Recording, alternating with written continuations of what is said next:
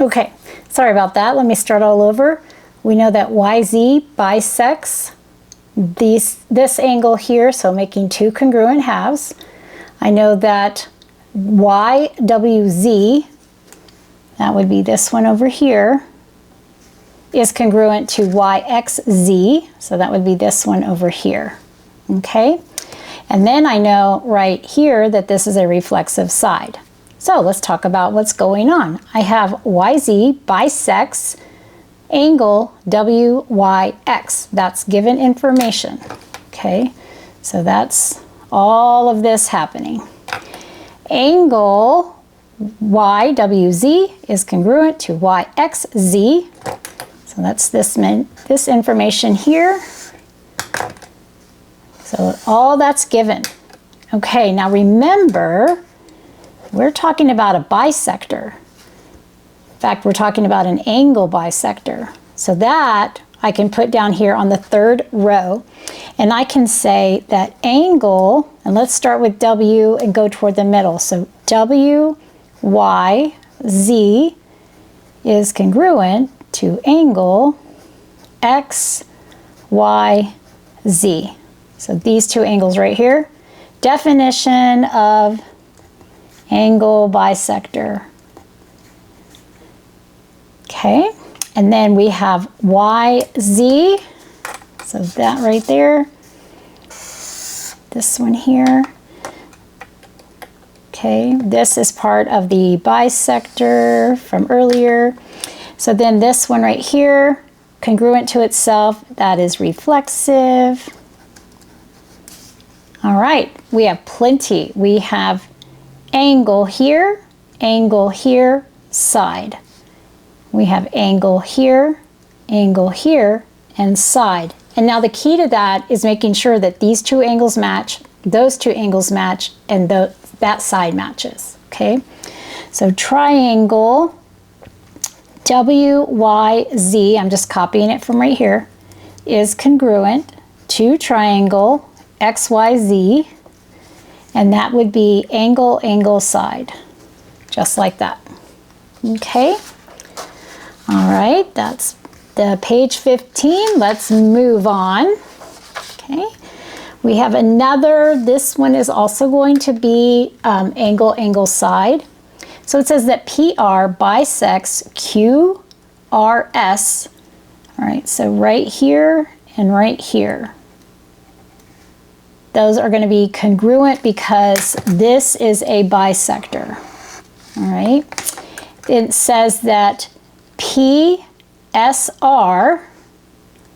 this angle right here, is congruent to PQR, so that angle right there. I also know that PR is congruent to itself because of the reflexive property. So here is an angle and there's the match. Here is an angle and there is the match. And then of course my side. And my side will go for both triangles. So again, this looks like angle, side.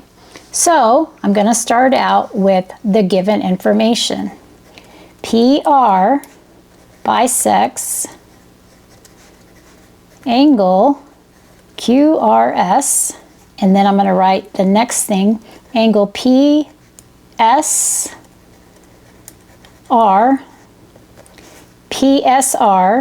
is congruent to angle PQR. All right, so this is given information, this is given information, okay? And then right here, okay, the very first thing, well, let's do this. You see this bisecting word right there? I'm going to make that attach itself to this row right here. So because of my angle bisector, these two are congruent. So I can write that down. Angle, let's do PRS is congruent to angle PRQ, and that would be definition of angle bisector. Okay, so there's that. And then the only other thing that I don't have is the PR is congruent to PR. So that reflexive line. Okay, so now I have plenty. This is my reflexive line. This right here, those are my pink angles. And then these ones here, boom. So I have the angle side, okay? So triangle PSR is congruent to triangle PQR. So that would be angle side. All right, good job. Let's do two more that are hypotenuse leg, and then again, we'll have your assignment to work on. Okay, right here, got this. If this is a right angle, just so you know, that is a right angle, okay? I know that MP is going to be reflexive to itself. Like I can write that before I even look over here. It says that LMP and MNP are right triangles, okay?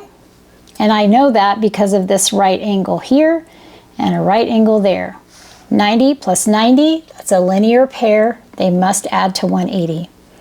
Then it says that ML is congruent to MN. So I'm going to put two little marks here and two little marks here. Okay, so let's kind of see what we have. First of all, across from my right angle is a hypotenuse. All right, so that's my hypotenuse. And then right here in the middle, this right here is a leg. See, that's the leg of a right triangle. So that leg is congruent to itself. All right, so this is my leg. Now because I have hypotenuse congruent to hypotenuse and leg congruent to leg, I know that I can use hypotenuse leg as my reason. So now I'm going to go through the proof. So right here, these first two rows, those are given, and given. Okay, so I have all of that. Now it says that MP is congruent to MP. Well, I did that piece. All right, and that would be reflexive. Okay, so now because I have hypotenuse leg hanging out, then that is how those triangles are congruent, by hypotenuse leg. Okay, one more. This says that triangle WVX and triangle YZX are right triangles.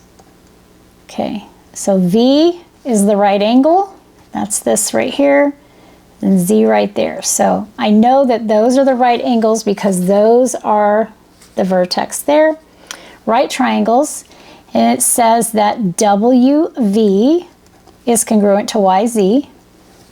Okay, so I got that. Then it says that X is the midpoint of YW.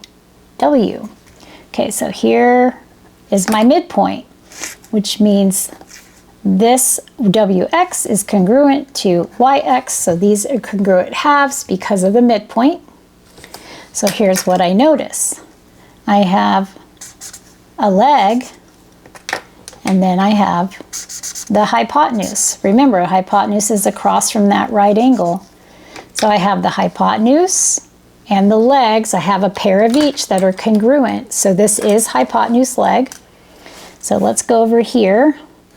Triangle WVX and triangle YZX are right triangles.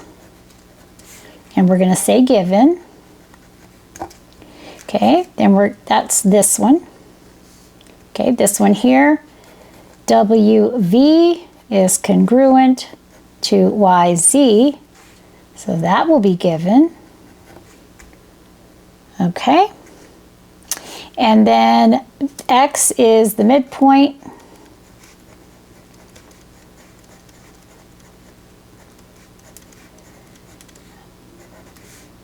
Okay, of WY, so that is also given. All right, so the midpoint will create a phenomenon of two congruent halves. So I can say that WX is congruent to YX, and that would be definition of midpoint.